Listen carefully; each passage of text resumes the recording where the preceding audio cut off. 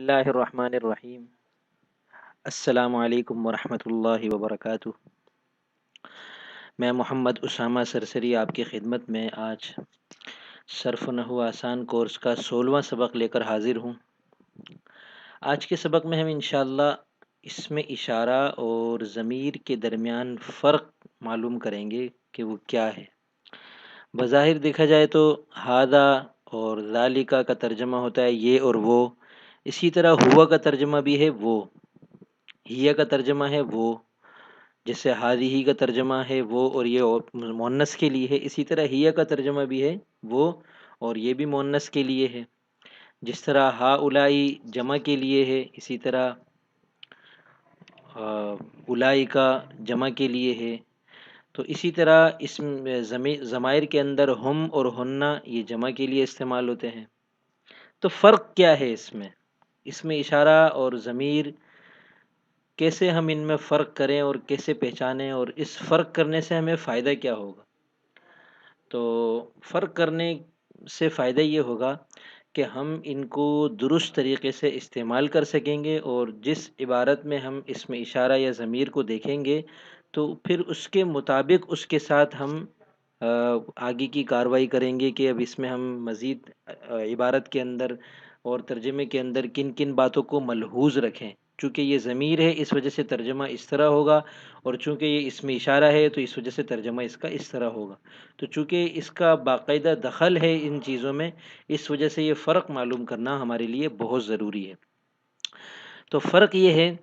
کہ اس میں اشارہ جو ہوتا ہے وہ کسی چیز کی طرف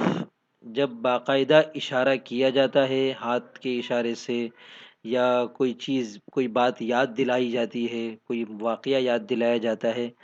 تو جب ہم کسی سے بات کر رہے ہوتے ہیں اور اس کی توجہ کسی خاص چیز کی طرف کر کے ہم ایک چیز کے اشارہ کرتے ہیں، جیسے سامنے رکھی ہوئی کوئی کتاب ہے، کوئی اور چیز ہے، اس کی طرف اشارہ کر کے ہم کسی سے بات کرتے ہوئے کہتے ہیں کہ یہ چیز، یہ گلاس ہمیں دے دو، یہ کتاب اٹھاؤ، وہ دیکھو اس دیوار کے اوپر کیا ہے۔ تو یہ اس کے لیے ایسے موقع پر ہم اس میں اشارہ استعمال کرتے ہیں۔ اور جب کلام میں کسی کا تذکرہ ہو رہا ہوتا ہے تو اس کا نام بار بار لینے کی زحمت سے بچنے کے لیے پہلی مرتبہ میں اس کا نام لے کر باقی ہر مرتبہ اس کے نام کے بجائے ضمیر کو استعمال کیا جاتا ہے، تو وہاں ضمیر لائی جاتی ہے، اور جب کسی خاص چیز کی طرف باقاعدہ اشارہ کیا جاتا ہے تو وہاں اس میں اشارہ لایا جاتا ہے۔ اب عبارت میں ان کے اندر فرق یوں ہوتا ہے کہ جیسے ہادہ اور ذالکا ہے، تو جس چیز کی طرف اشارہ ہو رہا ہوتا ہے، اشارہ دیکھیں ضمیر سے بھی کسی نہ کسی کی طرف ہو رہا ہوتا ہے۔ ہوا جب ہم کہتے ہیں اور اس کا ترجمہ ہم کرتے ہیں وہ، تو ظاہر سی بات ہے کہ آپ پوچھ سکتے ہیں کہ وہ کون، تو میں جواب دوں گا وہ سے مراد وہ ہے، تو اشارہ کسی نہ کسی کی طرف ہو رہا ہے، اس میں اشارہ میں بھی اشارہ ہو رہا ہے۔ لیکن ہادہ اور ذالکا جو کہ اس میں اشارہ ہے، اس کا جو مشارن الیہ ہے، یعنی جس کی طرف اشارہ ہو رہا ہے، یہ اگر ہم لفظوں میں ذکر کریں گے تو یہ اس کے بعد آئے گا۔ ذالک الکتاب، وہ کتاب، قرآن کریم کے اندر جو ہے ذالکہ کے بعد الکتاب آ رہا ہے، جس کی طرف اشارہ اس میں اشارہ سے ہوتا ہے وہ اس میں اشارہ کے بعد اس کا لفظ آتا ہے یا پھر نہیں آتا لفظ، صرف قبل ذالکہ کہہ دیا اس سے پہلے۔ تو اب جس واقعے کا تذکرہ ہو رہا ہے، جس بات کا تذکرہ ہو رہا ہے، اس سے پہلے مراد ہوتا ہے، تو یا تو ہم اس کا مشار الیہ ذکر ہی نہیں کریں گے لفظوں میں، یا اگر کریں گے تو اس میں اشارہ کے بعد کریں گے۔ ضمیر میں یہ ہوتا ہے کہ جو مشار الیہ ہے، ہم اس کو مشار الیہ نام دے دیں یا کچھ بھی نام دے دیں، وہ ضمیر سے پہلے ہوتا ہے لفظوں میں۔ جب ہم کسی شخص کے بارے میں کوئی واقعہ، مثال کے طور پہ میں بتا رہا ہوں آپ کو کہ ایک شخص میرے پاس آیا، تو اب میں کہوں گا جاءنی رجل، وہ ایک شخص میرے پاس آیا۔ اب میں اس شخص کے بارے میں جو بھی بات آپ سے کہوں گا، میں ہوا ضمیر استعمال کروں گا یا ضمیر مرفوع متصل استعمال کروں گا جو کہ ضربہ اور سمعہ کے اندر محذوف ہے، یا کوئی اور ضمیر منصوب استعمال کروں گا کہ میں نے اس سے یہ کہا، تو میں کہوں گا قلت لہو۔ اب یہ لہو ہو ضمیر جو ہے وہ رجل کی طرف ہے۔ تو جو ضمیر ہے اس کا مشار الیہ ضمیر سے پہلے آتا ہے، اور جو اس میں اشارہ ہے اس کا مشار الیہ اس میں اشارہ کے بعد آتا ہے۔ اب ضمیر اس میں اشارہ کا جو مشار الیہ ہے وہ تو فوراً بعد آتا ہے، ذالک الکتاب، اور جو ضمیر کا جو مشار الیہ ہے وہ ضمیر سے کتنا پہلے آتا ہے اس کی کوئی حد نہیں ہے، بہت پہلے بھی آ سکتا ہے اور تھوڑا پہلے بھی آ سکتا ہے۔ اسے اصطلاح میں ضمیر کا مرجع کہتے ہیں، مرجع، رجوع ہونے کی جگہ، رجوع کا مطلب ہوتا ہے لوٹنا، یہ ضمیر گویا کسی چیز کی طرف لوٹ رہی ہے، تو ہم جو اس کو اصطلاحی زبان میں کہتے ہیں کہ آپ جو یہ ہوا ضمیر استعمال کر رہے ہیں یا ہی ضمیر استعمال کر رہے ہیں، یہ کس کی طرف لوٹ رہی ہے، اس کا مرجع کیا ہے، اس سے اس کا مشار الیہ مراد ہوتا ہے۔ تو وہ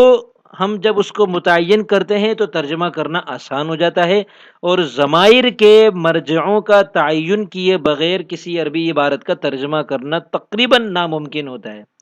اس وجہ سے اس میں اشارہ اور ضمیر میں یہ فرق باقاعدہ سمجھ لینا ضروری ہے کہ ان دونوں میں فرق کیا ہے، پوری تفصیل اور وضاحت کے ساتھ بتا دیا۔ اور ضمیر کے اعتبار سے یہ بات بہت زیادہ دھیان میں رکھنے کی ضرورت ہے کہ اس کا ایک نہ ایک مرجع ہوتا ہے،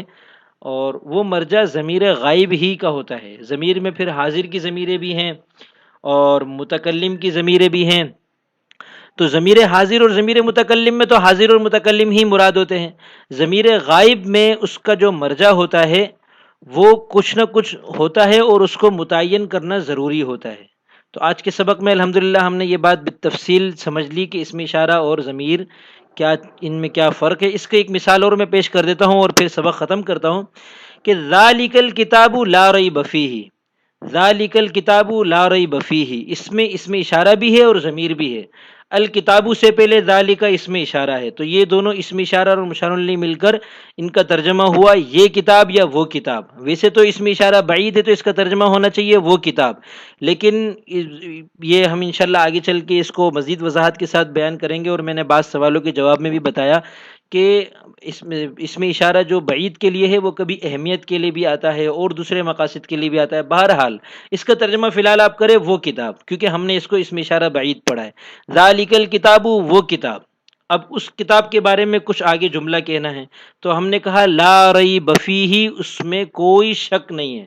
اب یہ جو فی ہی ہے، فی کا ترجمہ ہے میں، اور ہی جو ضمیر ہے یہ غائب کی ضمیر ہے، واحد مذکر غائب کی، اور یہ لوٹ رہی ہے کتاب کی طرف، اس کا مرجع الکتابو ہے، تو یہ ضمیر الکتابو کی طرف لوٹ رہی ہے۔ اب دیکھیں الکتاب اسم اشارہ کا مشار الیہ بھی ہے اور ضمیر کا مشار الیہ بھی ہے۔ ضمیر کے مشار الیہ کو ہم اصطلاحی زبان میں مرجع کہتے ہیں، تو اب یہ اسم اشارہ کے فوراً بعد آ رہے ہیں الکتاب، اور ضمیر سے تھوڑا پہلے آ رہا ہے، ضمیر اور اس کے درمیان لا، ریبہ اور فی، یہ تین الفاظ آ رہے ہیں، اس سے زیادہ بھی آ سکتے ہیں۔ تو امید ہے کہ یہ بات پورے طریقے سے سمجھ میں آ گئی ہوگی، یہ سمجھ لینا بہت ضروری ہے کیونکہ آگے کے جو اسباق ہم پڑھیں گے بالخصوص اسم موصول، اس کے اندر ضمیر اور اس کے مرجع کو سمجھ لینا بہت زیادہ ضروری ہے۔ اس سبق کو سمجھے بغیر اگلا سبق سمجھنا آپ کے لیے تقریباً ناممکن ہے۔ اور اب کام میں یہی کہوں گا کہ آپ مثالیں بنا کر دکھائیے، اور اس میں اسم اشارہ اور مشار الیہ کی مثالیں تو آپ نے بہت ساری بتا دی، قرآن کریم میں سے کچھ آیات کی اسی نشاندہی کر کے بتائیے کہ اس میں ضمیر کا مرجع آپ کو سمجھ میں آ رہا ہو، ترجمہ قرآن سے دیکھ کر آپ اندازہ لگائیں کہ یہ ضمیر ہے اور اس کے ترجمے کے اندر فلانی چیز کا ذکر ہے، تو وہ چیز کتنا پہلے ذکر کی گئی ہے، تو وہ مجھے لا کر دکھائیے، پھر انشاءاللہ اس کو دیکھ کر ہم ایک دوسرے سے کو سکھا سکیں گے کہ ضمیر اور مشار اس کا مرجع آپ نے درست بتایا ہے یا نہیں بتایا۔ والسلام۔